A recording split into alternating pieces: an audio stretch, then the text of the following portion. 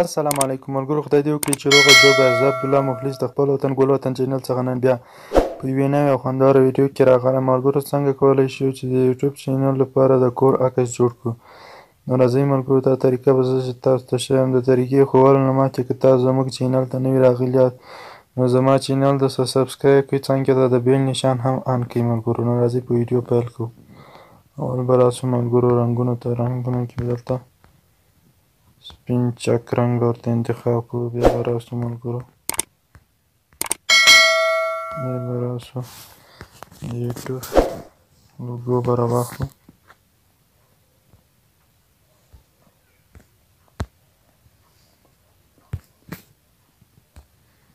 دا مې چې راواخیستله ملګرو، دا په دغه ځای کې دا رقم کېږدو.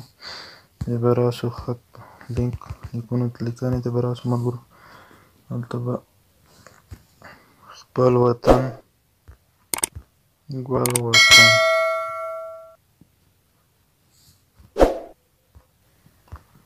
ګل وطن البته ملګرو دا داسې کوي. رنګونو ته به راسو، په ترتیب به رنګونه وکړو. سور رنګ به انتخاب کړو ورته. بیا به راسو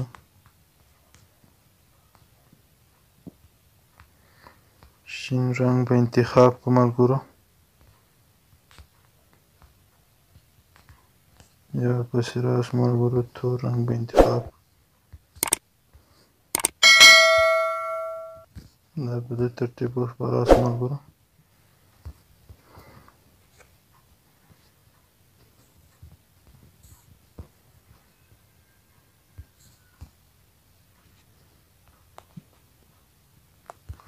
دا به دا رقم کړو ملګرو.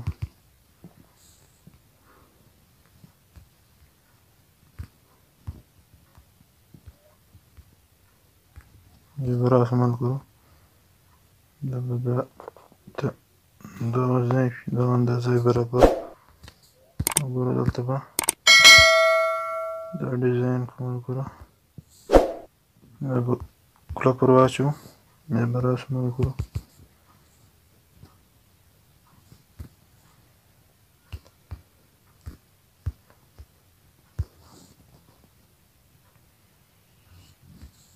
بیا ملګرو ورته ولیکو ټکنالوژي معلوماتو لپاره.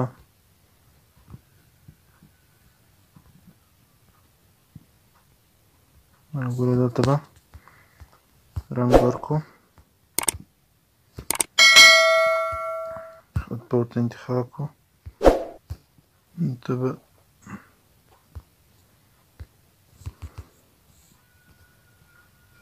بیا به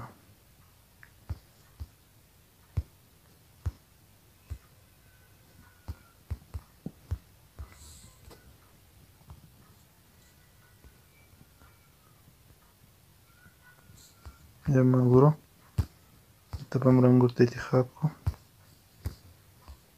اوس به راسو لیکنو تنه کې به دا لیکنه ورته انتخاب کړو. پخواني سره بله به ورته انتخاب کړو. دا به ورته انتخاب کړو.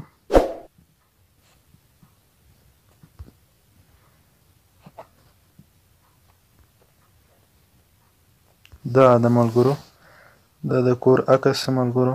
هیله لرم چې ویډیو مو خوښه شوې. چینل د سبسکرایب کړئ، نورو ملګرو سره ویډیو شیر کړئ ملګرو. تر بل ویډیو ته الله په امان.